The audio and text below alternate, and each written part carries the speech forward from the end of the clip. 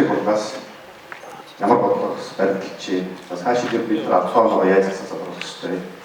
Тэр өөрөө эдийн засгийн хамгаалалт, барилгын салбарын хамгаалах үүднээс ямар асуудлуудыг ихтгэж бий хүрээд эргэлж хийх ёстой гэж тодорхой болсон дэлгэрүүлж байна. Монгол улсад нийтдээ энэ салбарт ажиллаж байгаа бараг 4700 8000 орчим аж ахуйн нэгжүүд байгаа. Үүний ард байгаа 80,000 орчим одоо иргэд байгаа. Ажилчид авбагчд байгаа. Энэ болгоны ард бол ажил амьдрал дээрээс нь улс орны эдийн засаг гэж байна. Та бүхэн мэдгүй сүүлийн 30 жилийн хугацаанд бид бүхний хөвшмөд явж ирсэн нэг ойлголт асуудал бол ерөөсөө Монгол улсын санхүүгийн зах зээлийн 90% нь банкны салбарт үүсдэг. Тэндээс явж байгаа бодлогын хүрээнд энэ эдийн засаг болоод санхүүгийн салбар үйлчлэгээ тэр хэмжээнд явагдаж ирж байна. Энийг өөрчилж ажиллах.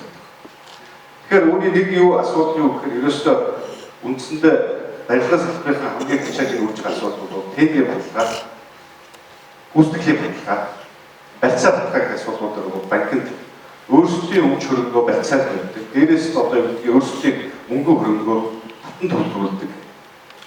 Дээрээс нь 2-3 жилийн хугацаанд тухайн барилгын ажил дуусах хугацаанд бол ямар нэг хүүгүүгээр их талдаа одоо шугуух ажил бол түүлүүлж байгаа, шулуулж байгаа ажил ажилласан.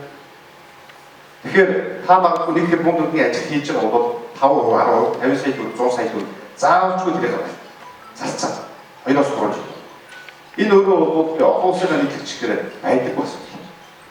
Энийг өөрчлөх гол үндсэндээ олон улсад нийтлэг хэрэглэдэг асуудал байсан дадлын баталгааны асуудал. Тэгэхээр бидний дадлын салбараа үүсгэх ёстой байна. Дадлын баталгааны үүсгэх ёстой байна гэсэн асуудыг тавиад өнгөрсөн жилийн 12 сарын 27-нд гэсэн 1 сарын 30-наас хэрэгжиж ирсэн 1 сарын 30-ны дотор Монгол банкны тухай журмуудаар өөрчлөлт орсон, санхүүгийн зохицуулалт ороод санхүүгийнхаа журмуудаар өөрчлөлт оруулсан. Одоо энэ оноос хэрэгжиж эхэлнэ. Өнөөдөр та бүхэн манай одоо үүний эхлэлийг бодож явж яаж байна. Та бүхэн төлөвлөрөөс харснаар дадлын корпорацууд одоо дадлын холбоотой хөгжлийн баримтын нэгдэл төрийн бус байгууллага маань сарамжчиг гэрээнд гарч ирсэн юм. Тэгэхээр энүүгээр юу болох вэ гэдэг асуудал би та бүхэнд товчхон хэлж байна. Энэ юу болох вэ гэхээр одоо бол цаашид энэ барьцаа баталгаа хөрөнгө гэдэг зүйлээр банкнд байршуулах шаардлага болно. Өнгөрсөн 5 жилийн хугацааны судалгааг аваад үзэхэд ерөөсөө 1000 ажил хийж байна. Ерөөсөө өөрчлөлт 5 барьцаалсан. 5 жилийн хугацаанд 2.3 их найт төгрөгийг өөрсдийнхөө мөнгө хөрөнгийг өмч хөрөнгөө барьцаалж авсан банкны барьцаа. 2.3 жилдээ 500-аас 700 тэрбум. Тэгэхээр энэ бол игээгээ та бүхэн тэрийнхээ өөрөөсөө банкнаас зээл авахгүйгээр өөрөөсөө үйлчлэл зарцуулж явах хэрэгтэй шүү. Одоо өмчрөнгөө. Үүнийгээ магадгүй тэр барьж байлгаагаар тухайн хөрөнгө оруулалтыг хагас жилийн өмнө, жилийн өмнө ашиглалтанд оруулах санхүүгийн их хүс байна. Энийг бий болгох хэрэгтэй. Даатад энэний үйлчлэг нэвтрүүлснээр одоо юу болох вэ гэж. Та 50 сая төгрөг банкнд барьцаа баталгаанд тавьчихсан бол 100 сая төгрөг та тавьдаг байсан бол тэрнээс олон улсын нийтлэг жишгээр төлбөр нь 20-40% дэх бага гэсэн. Тэгэхээр магадгүй таны түүхээс байна. Олон жил ажилласан туршлагатай компани бол арай бага. Түүхийн шилээр гарч иж байгаа компани бол арай өндөр гэсэн. Тэгэхээр та 100 сая төгрөг банкнд байршуулах уу? Банкны баталгаанд тавих уу?